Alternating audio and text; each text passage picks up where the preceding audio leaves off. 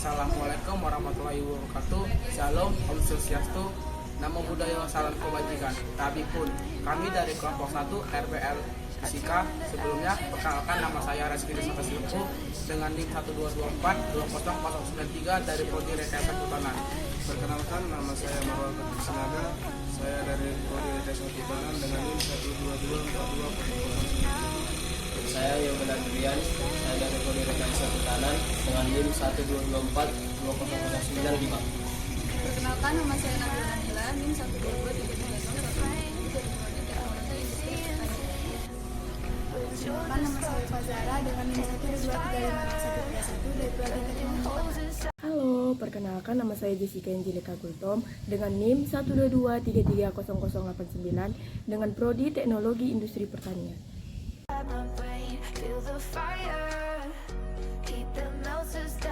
Pengertian fluida. Kita pasti sudah pernah mendengar dan mempelajari tentang fluida. Sebelumnya, kalian tahu nggak apa pengertian fluida itu sendiri? Nah, fluida adalah salah satu jenis zat yang dapat mengalir, yaitu zat cair dan gas.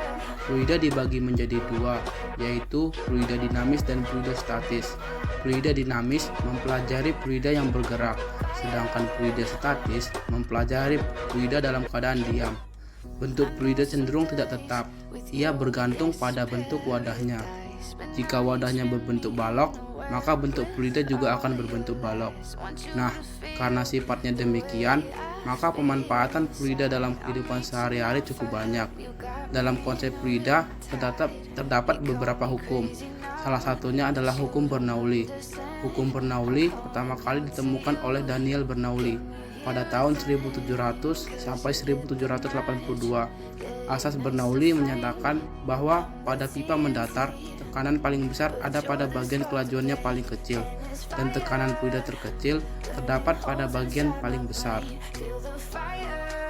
Formula hukum Bernoulli yaitu V ditambah setengah Rho dikali V kuadrat ditambah Rho tambah G tambah H yang sama dengan konstan, di mana V itu adalah tekanan, Rho itu adalah massa jenis, V kuadrat adalah kecepatan, G adalah gravitasi, dan H-nya adalah tinggi. Jadi, semakin besar luas penampang, maka kecepatan fluida semakin kecil dan tekanannya semakin besar. Begitu juga sebaliknya.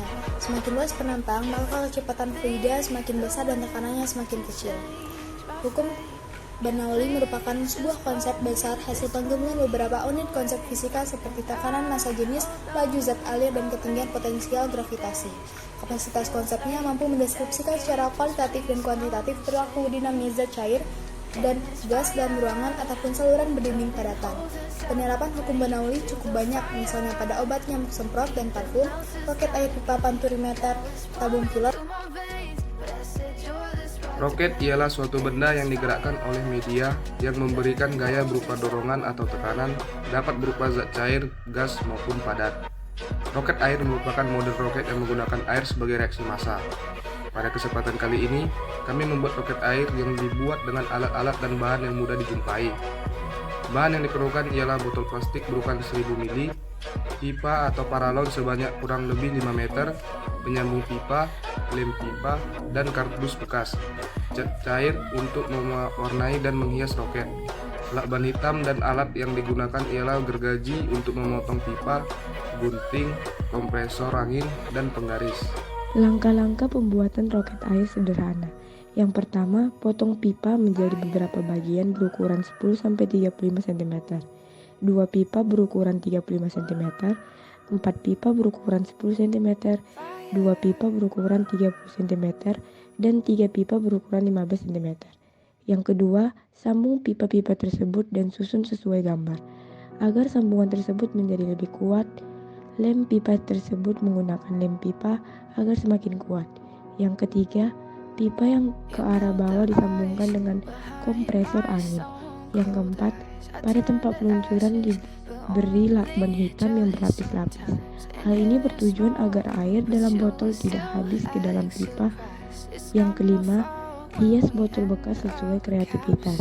Buat 4 sayap agar roket meluncur dengan seimbang. Yang keenam, isi air ke dalam roket Yang terakhir, letakkan roket ke pipa peluncuran. Tahan dengan kedua tangan agar air tidak tumpah. Masukkan kompresor angin pada tempat saluran pengisi angin dan roket pun meluncur. Keunikan.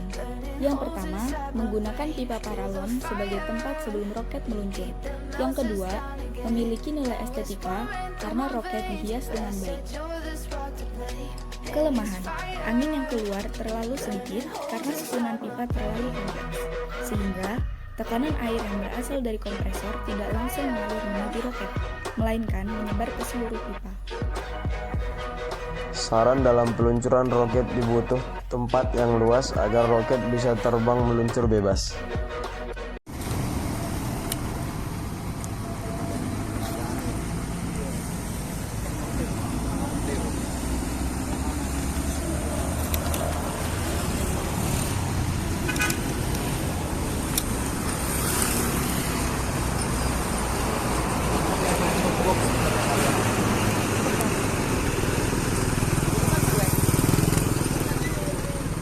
Bang ya, sebenarnya diajarin buat bom. Orang begini aja. Kalau dulu bagian perangin angin belum ini dah.